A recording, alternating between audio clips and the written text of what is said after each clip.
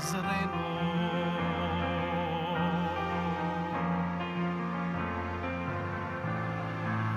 Tayo ngayon ay magtipon at sambahin ang poon.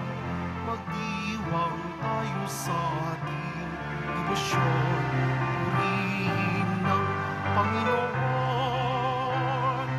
Viva Pong Jesus Nazareno, awit at papuri, alay namin sa'yo. Tingin ang dalangin at pagsamo ng bayan mo. Viva Pong Jesus Nazareno. Mga kapatid, simulan natin ang ating pagdiriwang sa ngalan ng Ama, ng Anak at ng Espiritu Santo. Amen. Ang pagpapala ng ating Panginoong Hesukristo, ang pag-ibig ng Diyos Ama, at ang pakikipagkaisa ng Espiritu Santo, naway sumainyong lahat. At sumaiyo rin. Sa mga naririto po, gayon din na mga sumusubaybay sa atin sa pamamagitan ng live streaming sa Facebook, YouTube, Twitter at TV Maria, magandang umaga po sa inyong lahat. At sa mga kapatid nating nasa ibang panig ng daigdig, isang mapagpalang araw po sa inyo. Ngayong Biyernes, tinatawag tayo ng Panginoon na hanapin at pakinggan ang tinig ng Espiritu Santo, ang kanyang ipinangakong gabay para sa lahat ng ating pagpapasya, para sa lahat ng ating mga ginagawa at ng mga pag-asa ng mga direksyon natin sa ating buhay. Mga kapatid, tinipon tayo bilang kaanib ng angkan ng Diyos, kaya dumulog tayo sa maawaing Panginoong nagpapatawad ng lubos.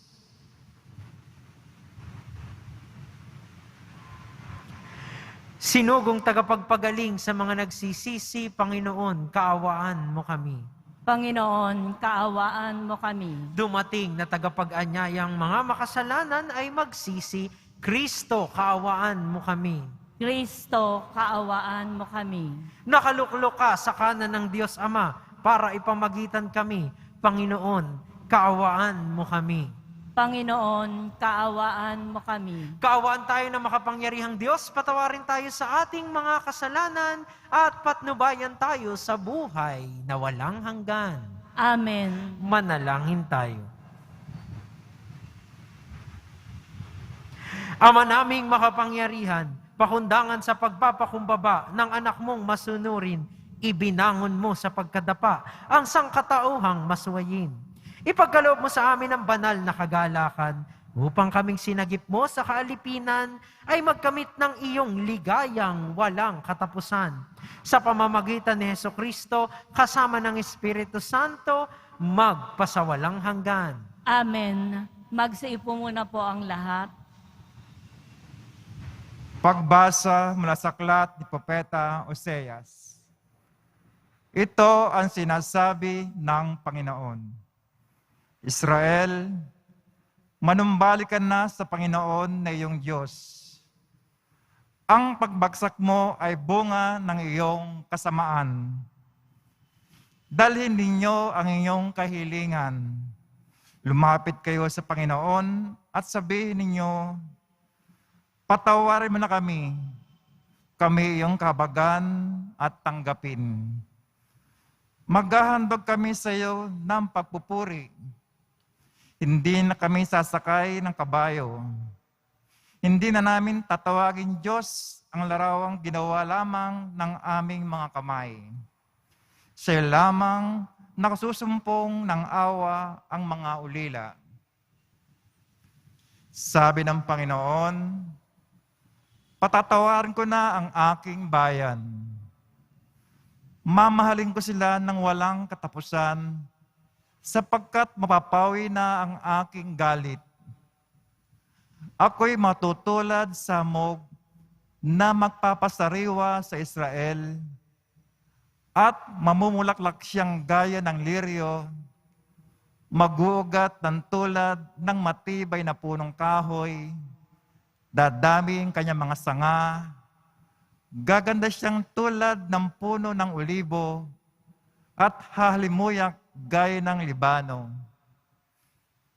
Magbabalik sila at tatahan sa ilalim ng aking kalinga. Sila'y yayabong na gaya ng isang halamanan, mamumulaklak na parang punong ubas, at tambangoy katulad ng alak mula sa Libano.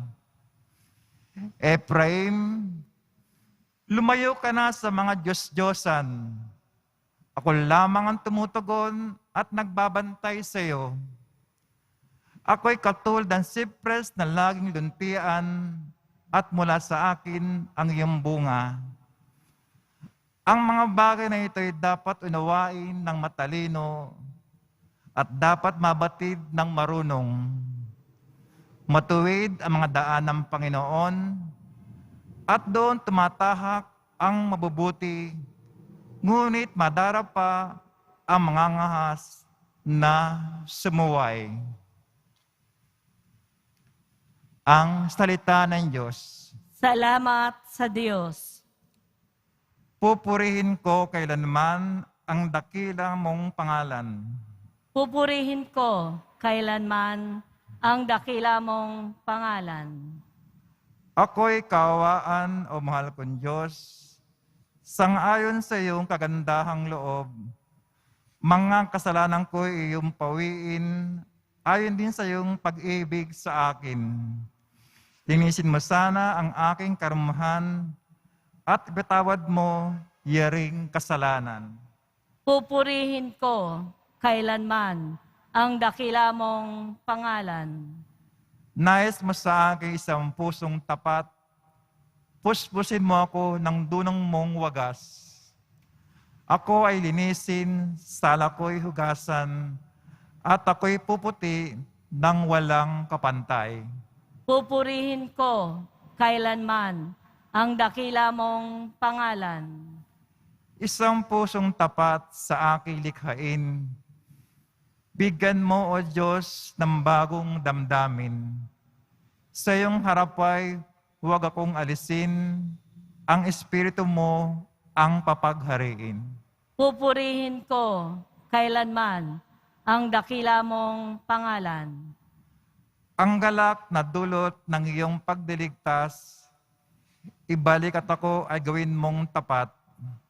Turuan mo akong mapagsalita at pupuyin ka sa gitna ng madla. Pupurihin ko kailanman ang dakila mong pangalan. Magsitayo na po ang lahat.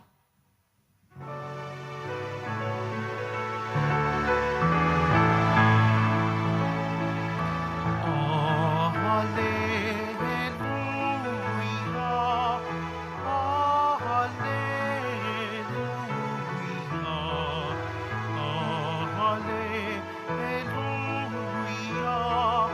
Oh, hallelujah.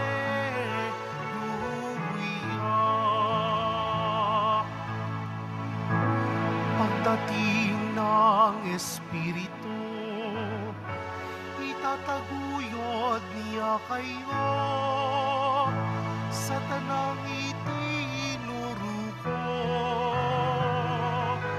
Oh, hallelujah. Oh, hallelujah. Oh, hallelujah. Oh, hallelujah.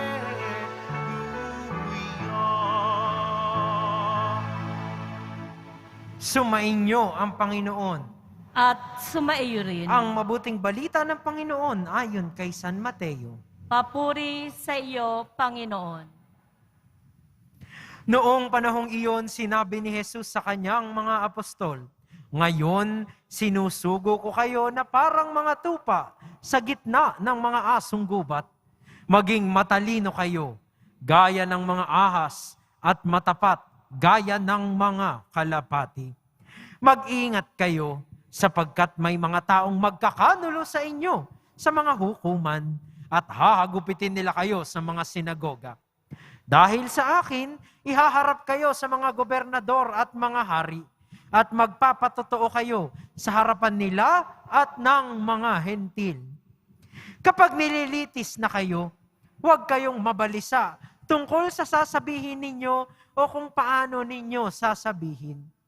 Pagdating ng oras, ito'y ipagkakaloob sa inyo, sapagkat hindi kayo ang magsasalita, kundi ang Espiritu ng inyong Ama ang magsasalita sa pamamagitan ninyo. Ipagkakanulo ng kapatid ang kanyang kapatid upang ipapatay. Gayon din ang gagawin ng ama sa kanyang anak. Lalabanan ng mga anak ang kanilang mga magulang at ipapapatay. Kapupuotan kayo ng lahat dahil sa akin. Ngunit ang manatiling tapat hanggang wakas ang siyang magliligtas. Kapag inuusig nila kayo sa isang bayan, tumakas kayo sa kasunod. Sinasabi ko sa inyo, hindi pa ninyo napupuntahan ang lahat ng bayan ng Israel, ay darating na ang anak ng tao. Mga kapatid, ang mabuting balita ng Panginoon. Pinupuri ka namin, Panginoong Hesukristo. Magsiupo muna po ang lahat. Muli po sa mga naririto, gayon din na mga sumusubaybay sa atin, isang magandang umaga po sa inyong lahat. At sa mga nasa ibang panig ng daigdig, isang mapagpalang araw po sa inyo. Pinakikinggan ba natin ang Espiritu Santo bilang tinig ng Diyos sa ating buhay? Sa atin pong mabuting balita ngayon, patuloy po nating natutunghayan na binibigyan ng ating pong Jesus Nazareno ng mga dapat gawin ang kanyang mga tagasunod na ipinangalat niya. Sinabihan niyang maglakbay sa iba't ibang bayan upang ipahayag ang mabuting balita. No? At makikita natin, no, sinabi na niya yung kung anong mangyayari. Hindi magiging madali ang kanilang kailangang gawin. Dahil kung may tatanggap, kung may makikinig sa kanila, gayon ding may mga tututol sa kanila na minsan ang kapalit ay buhay. Kung may mga magkakasundo dahil sa mabuting balita, dahil sa kanilang pagpapahayag na narito na ang tagapagligtas, ang ating pong Jesus Nazareno, may mga dibisyon, may mga away ding mangyayari. Mga bagay na hindi maiiwasan. Na wala na sa kontrol ng kanyang mga tagasunod. Pero ano ang pinakamahalaga? Sinabi rin niya, at ito ang ating pagninilayan, na hindi naman sila ang mismong magsasalita. Subalit sa pamamagitan nila, nagsasalita ang Espiritu ng Ama. Ang Espiritu Santong gagabay sa kanila, sa kanilang misyon. Natisa itong paalala sa atin bilang mga Kristiyano. Bilang tinatawag na sana yung pananampalataya natin buhay sa ginagawa natin, sa mga pagpapasya natin, sa mga sinasabi nating salita sa kapwa. At tinatawag tayo na unang-una, kilalanin na sa ating pamumuhay, buhay ang Espiritu. At sa taong nakikinig, nagsasalita sa pamamagitan ng Espiritu Santo, wala siyang dapat ikatakot dahil siya ay ginagabayan ng ating Poong Jesus Nazareno. Pero ang tanong, tayo ba nakikinig mismo sa Espiritu Santo? Marami po sa atin, mga kapatid, ay namumuhay ng pang-araw-araw na parang walang kamalayan kung paano sila ginagabayan ng Diyos. No, aminin po natin, marami sa atin, syempre yung nasa unang isip, lalong-lalo na yung may mga binubuhay na pamilya, kung paano ang kikitain sa araw na ito, ano yung mga dapat unahin sa bahay, ano yung mga dapat iligpit, ano yung mga dapat na asikasuhin, yung mga nag-aaral, sabak agad sa kung ano yung dapat tapusin. Pero natanong ba natin unang-una, bakit ba natin ginagawa ang lahat ng ito?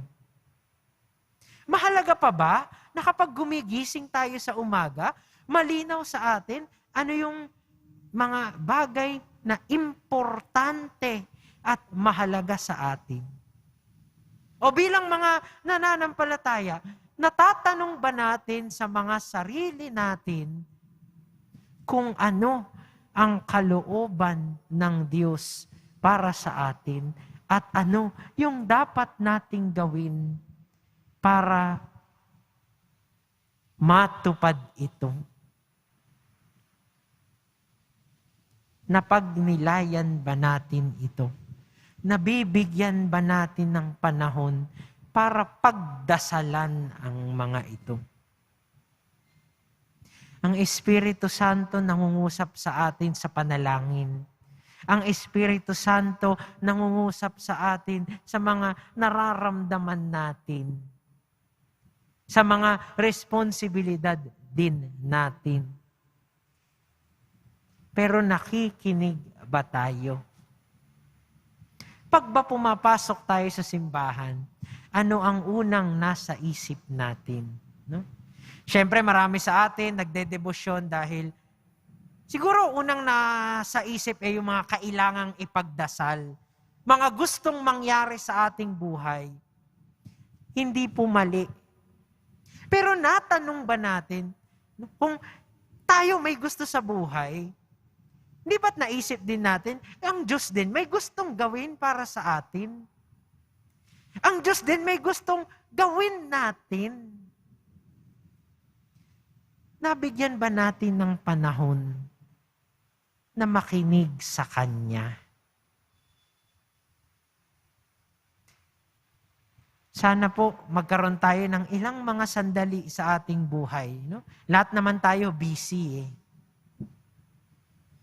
Pero siguro naman, hindi naman mawawala sa atin yung ilang sandali ng pagdarasal.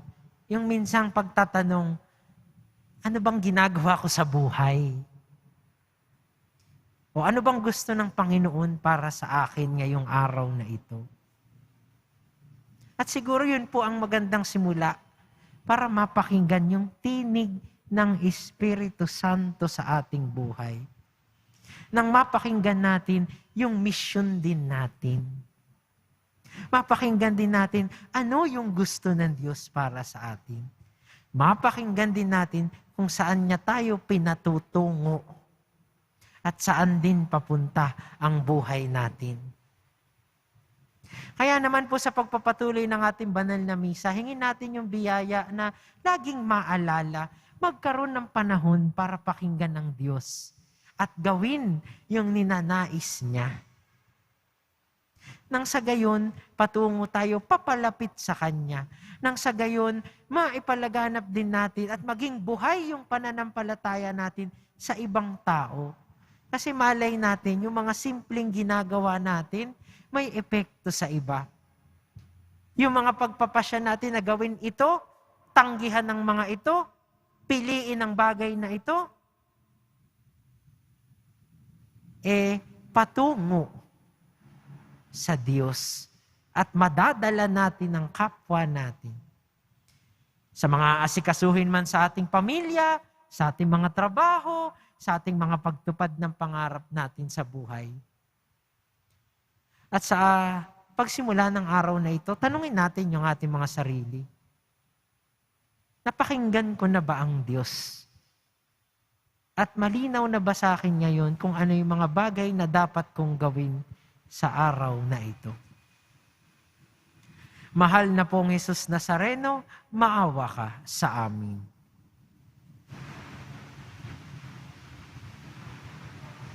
Magsitayo na po ang lahat.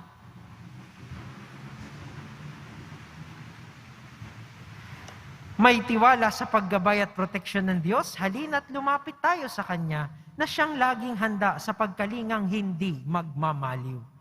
Ama, ipadala mo sa amin ang iyong Espiritu. Ama, ipadala mo sa amin ang iyong Espiritu. Ang mga pinuno ng simbahan, naway maging matatag at walang takot na ipahayag ang mensahe ng Diyos sa gitna ng mga pagbatikos. Manalangin tayo. Ama, ipadala mo sa amin ang iyong Espiritu. Ang mga bansa at ang sangkatauhan, naway mapalaya sa makasalanang sistema ng operasyon at terorismo. Manalangin tayo.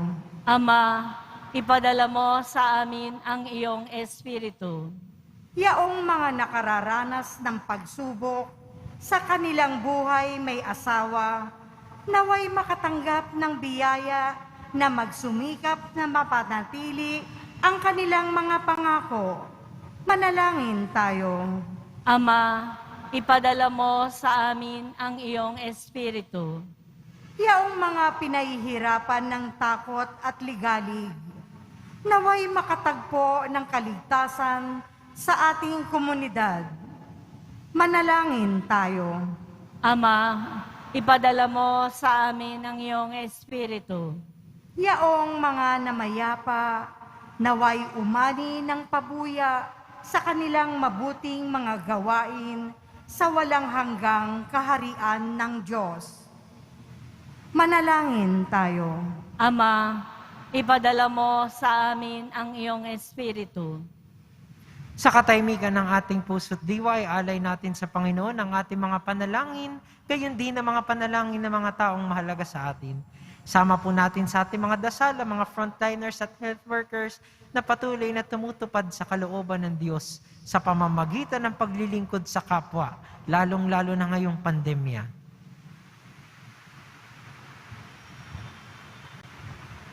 Manalangin tayo. Ama, ipadala mo sa amin ang iyong Espiritu. Ama, ikaw ang pinagmumulan ng buhay.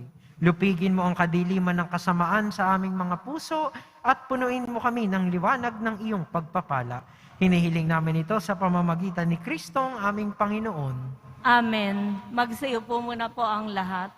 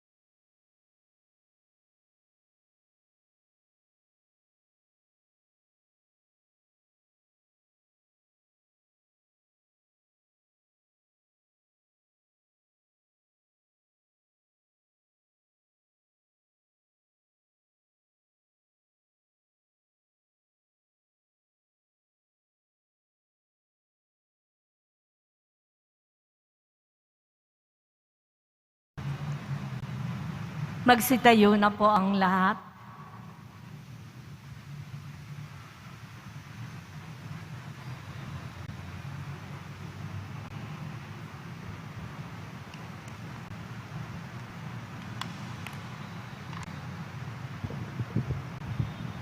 Manalangin kayo mga kapatid upang ang paghahain natin ay kalugdan ng Diyos amang makapangyarihan. Tanggapin nawa ng Panginoon itong paghahain sa iyong mga kamay, sa kapurihan niya at karangalan sa ating kapakinabangan at sa buong sambayanan niyang banal. Ama naming lumikha, ang paghahain namin sa iyong ngalan ay siya nawang sa amin dumalisay, upang ito ay maging pagganap araw-araw ng aming paglipat sa buhay sa kalangitan. Sa pamamagitan ni Jesucristo, kasama ng Espiritu Santo, magpasawalang hanggan. Amen. Sumainyo ang Panginoon. At sumaiyo rin. Itaas sa Diyos ang inyong puso at diwa. Itinaas na namin sa Panginoon. Pasalamatan natin ang Panginoong ating Diyos. Marapat na siya ay pasalamatan. Ama naming makapangyarihan, tunay ngang marapat na ikaw ay aming pasalamatan. Sa iyong paglingap at kagandahang loob, ang tao'y nilikha mo't pinangasiwa sa sansinukob. Sa hangad mong siya'y iwastong lubos, siya'y pinagdusa mo sa kanyang pagtalikod. Sa iyong paggiliw iyong ipinahintulot na makabalik siya sa pamamagitan ni Kristo Jesus. Kaya kaisa ng mga anghel na nagsisiawit ng papuri sa iyo nang walang humpay sa kalangitan, kami nagbubunyi sa iyong kadakilaan.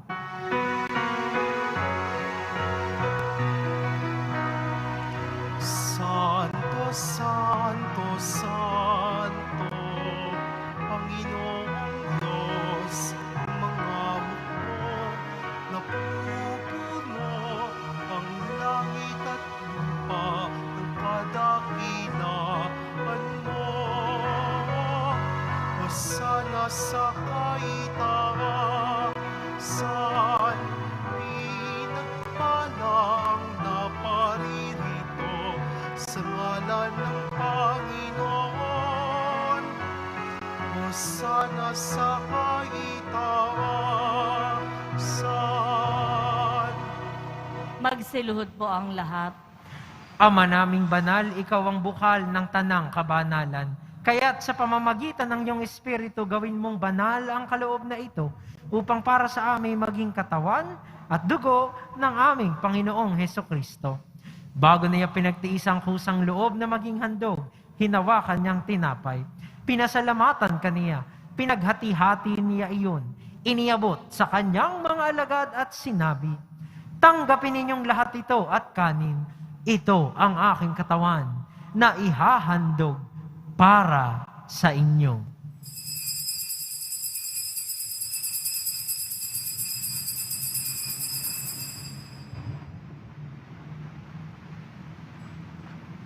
Gayun din naman nang matapos ang hapunan, hinawakan niya ang kalis. Muli kaniyang pinasalamatan, iniabot niya ang kalis sa kanyang mga alagad at sinabi, "Tanggapin ninyong lahat ito at inumin. Ito ang kalis ng aking dugo, ng bago at walang hanggang tipan. Ang aking dugo na ibubuhos para sa inyo at para sa lahat sa ikapagpapatawad ng mga kasalanan. Gawin ninyo ito sa pag-alala sa akin."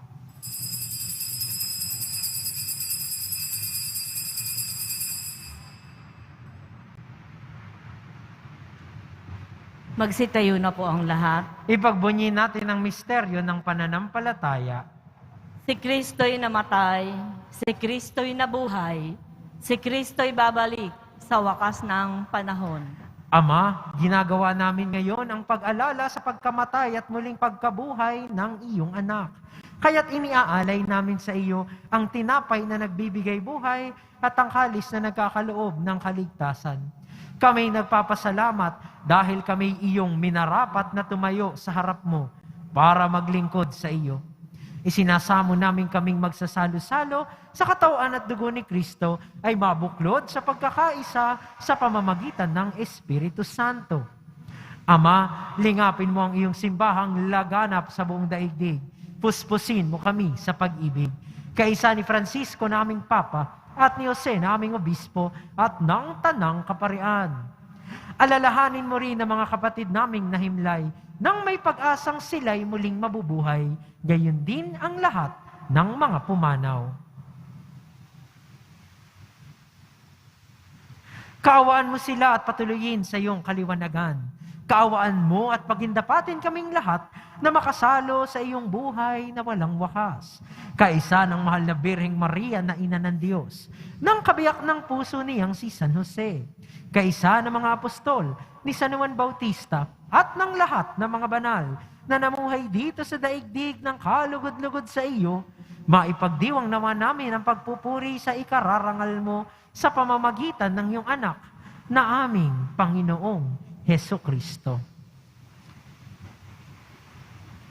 Sa pamamagitan ni Kristo, kasama niya at sa Kanya, ang lahat ng parangal at papuri ay sa iyo, Diyos Amang makapangyarihan, kasama ng Espiritu Santo, magpasawalang hanggan. Amen.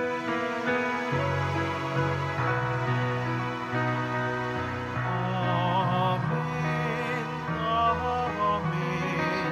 Amen.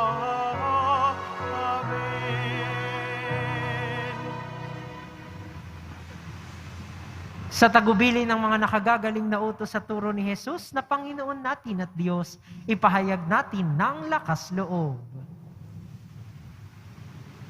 Ama namin, sumasalangit ka, sambahin ang ngalan mo, mapasa amin ang kaharian mo, sundin ang loob mo dito sa lupa para nang sa langit. Bigyan mo kami ngayon ng aming kakanin sa araw-araw at patawarin mo kami sa aming mga sala para nang pagpapatawad namin sa nakakasala sa amin. At huwag mo kaming ipahintulot sa tukso at iadya mo kami sa lahat ng masama. Hinihiling namin kami iadya sa lahat ng masama, pagkalooban ng kapayapaan araw-araw, iligtas sa kasalanan at ilayo sa lahat ng kapahamakan. Samantalang aming pinananabikan ang dakilang araw ng pagpapahayag ng tagapagligtas naming si Hesukristo. Sapagkat iyo ang kaharian at ang kapangyarihan at ang kapurihan magpakailanman. Amen. Panginoong Hesukristo, sinabi mo sa iyong mga apostol, kapayapaan ang iniiwan ko sa inyo. Ang aking kapayapaan ang ibinibigay ko sa inyo. Tunghayan mo ang aming pananampalataya at huwag ang aming pagkakasala. Pagkalooban mo kami ng kapayapaan at pagkakaisa ayon sa iyong kalooban, kasama ng Espiritu Santo, magpasawalang hanggan. Amen. Ang kapayapaan ng Panginoon ay laging sumainyo. At sumaiyo rin. Magbigayan po tayo ng kapayapaan sa isa't isa.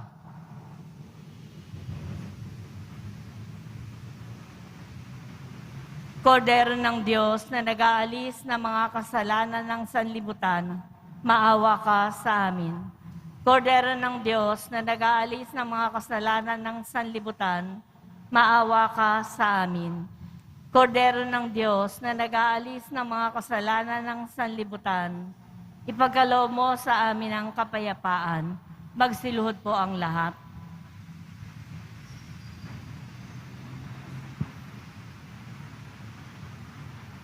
Mga kapatid, ito ang kordero ng Diyos.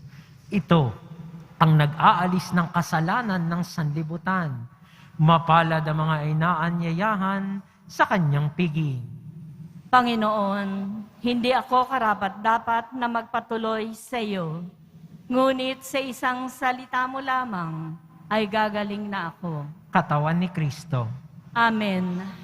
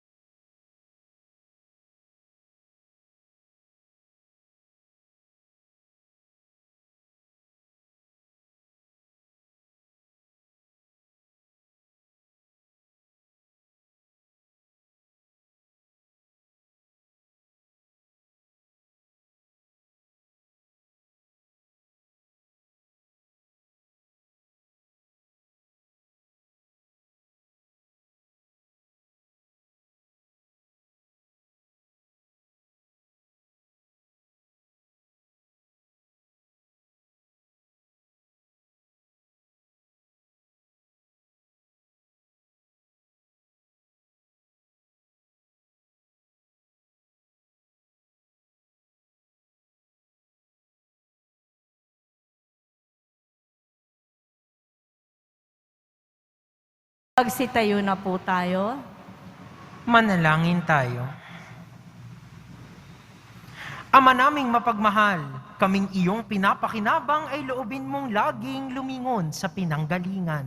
Nang tinanggap namin ngayon para pagsaluhan sa pamamagitan ni Jesucristo kasama ng Espiritu Santo, magpasawalang hanggan. Amen. Sumainyo ang Panginoon. At sumaiyo rin. Magsiyuko para sa pagbabasbas. Mahal na pong Jesus Nazareno, inihayag mo sa pamamagitan ng krus ang walang maliw na pag-ibig ng Diyos sa sangkatauhan. Pakinggan mo ang kahilingan ng iyong angkan na nagsusumamo sa iyo. Makamtanawa nila ang iyong katugunan at tanggapin ang kasagutan na may utang na loob na tinatanaw. Basbasan din po ninyo mga daladala nilang mga imahin at dasalan.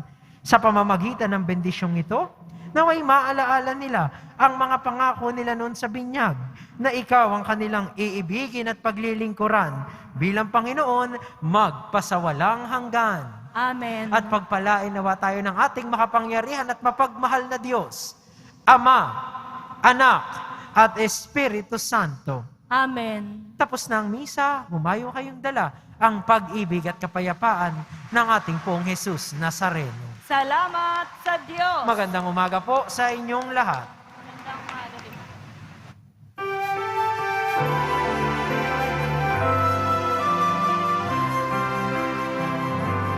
Nuestro Padre Jesus Nazareno, sinasamba ka namin.